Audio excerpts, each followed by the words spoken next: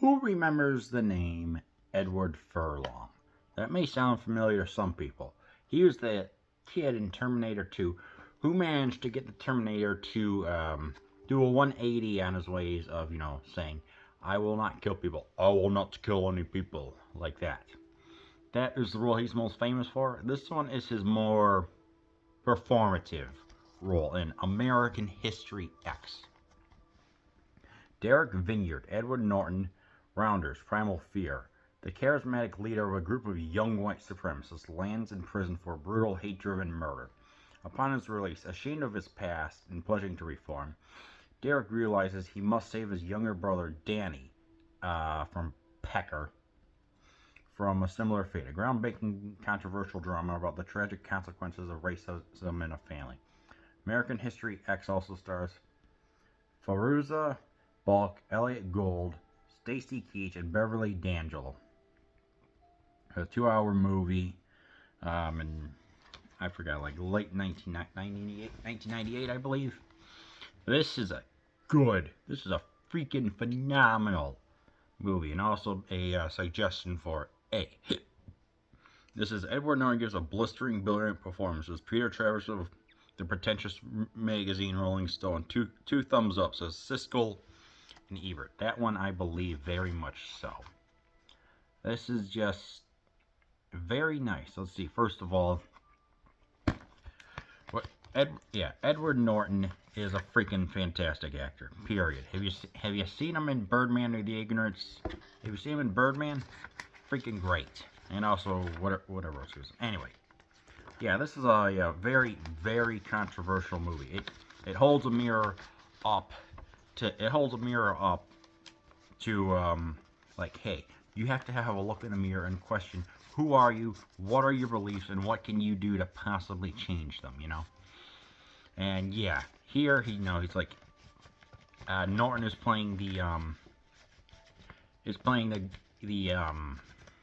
white supremacist, and he's actually freaking amazing in this. Whether if it's just stringing along certain words, having back and forth retorts, claiming that his father was killed but that his father was pretty much eliminated, and he's gonna vow revenge, taking it on like a basketball game or something like that, and saying, hey, you get out of here. If we win this basketball game, you and your crew go. I'm giving you the sterilized version of everything that happened. When he realizes, oh crap, I was like, what I've been doing is nothing more than just street talk. When you actually get into prison, it gets very freaking difficult there. That's where the real stuff is at. Yeah, when we get to see the black and white of everything going on, and people really not liking him, it's like it performs him. I will say that. I'm just like, yeah, when he starts talking to another inmate while they're folding sheets of all things, sheets or t-shirts, I'm like, okay, yeah, it's, whew, just the way how Norton commands the screen, he has, that an intense dialogue with freaking, what's his face, Elliot Gould, yes, that's right, the actor, who played the original Hawkeye on MASH, amongst many others. Well, he was in the movie MASH. I'm just like, just going back and forth, proclaiming, like, having the intense diatribe alone was like saying, hey, how these illegals came to this country and taken away from good, hard-working American citizens. Boy, what comes around goes around. Or what goes around comes around. Whatever. Yeah, he just commands the performance, and, I'm just looking at him like, especially in these flashback scenes, which are in black and white, which is to portray the truth, the character, like, with it in its black and white, is forcing you to pay attention to what's going on. There's no colors. This is like the stark truth of what he is saying, addressing things. But then he realizes, oh crap. So it's like, even him with his commanding goatee, it's like, insane. But when his younger brother gets involved, after when his younger brother also gets involved, it may even actually become worse than him. He's like, I have to pledge that I will make my brother not become like this and help him reform his ways, change his ways. And I'm like, yes, this is what I see. Several scenes like right here, like the prison scene that I mentioned, the scene with Elliot Gould, but of course probably the most intense and disturbing one was we actually see what happens when during a home invasion, guy manages to procure a firearm, goes chases the people who are robbing it, and he takes care of a couple of them, but the last one though, it's disturbing. Like, bite the ground, biatch. We get an intense close-up of very fake teeth. I don't know, the teeth just looked fake to me. It was kind of funny. And then he's just punts him over the head. It's like, frick. I mean, it's just done with such energy and conviction. I don't know how many takes that took. And I'm just looking at him like, all this during the nighttime, and it's just absolutely insane. And of course, Furlong puts in a good performance as well. He's like he calls his paper American History X, and he's saying that he's going to try and he idolizes his older brother, but there's this principal who's trying to prevent him from having, saying, hey, you have untapped potential. Do not become like your older brother. I can help you out, but you have to put forth the effort. He says, principal says, I am not giving up on his child. That's when they actually could still decently care about trying to prevent troublemakers. But, yeah, this is a movie about reformation and just acknowledging, saying, hey,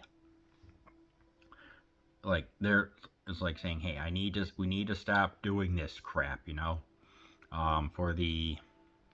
there's also this one older guy, what's his name, Seth Ryan, who's just doesn't help stereotypes much. Let's just say that. And also the head honcho,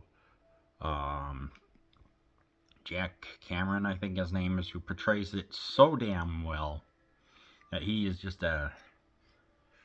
a truly hateful man, and actually manages to get all the youth who feel like disenfranchised and frustrated or whatever, try to get them to join his cause or whatever. And these guys are just true scumbags, It's like, oof.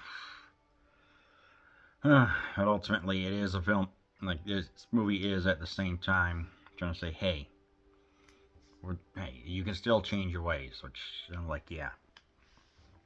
It's sad. That's like how it gets transferred from one generation to another. In fact, it was Lawrence Kohlberg who has the stages of moral development. Seriously, go look this up.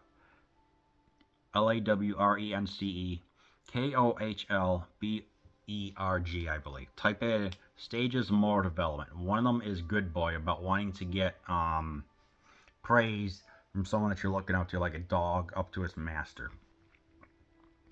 And it's like sometimes you just, so the performances here are phenomenal. Did I have any issues with it, or issues that some people have? Well, it's just so intense, and so the home invasion scene. I talked to a couple of people, and I said, yeah, that scene was intense and controversial. Even it's like it was difficult to watch, but it's one of those you have to see it just for the effectiveness and just how gritty it is. Just it will convince and change it. Well, at the very least, make you question things. But yeah, that and the black and white, which may turn off some people, because it's just like that. Maybe the flashbacks may kind of not work 100% for people. It worked for me. I was even thinking, yeah, when I was 18, I started questioning things like, yeah, why should I believe in that or doing that? This is just stuff that I thought for a long time. I'm not going to go into detail, but I did start questioning, wait, why are we going to church? I'm like, this isn't what I want. I'm like, why did no one ask me? But so I was taking what I was told. I'm like, no, that's not what I want. So This movie just made me think of some stuff like that, and I'm actually kind of glad. Would I watch this again? Oh, you better believe it, especially those who are having trouble with trying to get over get over what the when they're starting to question their beliefs and stuff like that. I'm like, I can't give you an answer. I can recommend you a movie, but you have to go on your own from there. You can lead a horse to water, but you can't get him to drink. And it's like so. Say what you will about that. So yeah, do I recommend that you watch American? Do I recommend that you watch American History X? Oh heck yeah.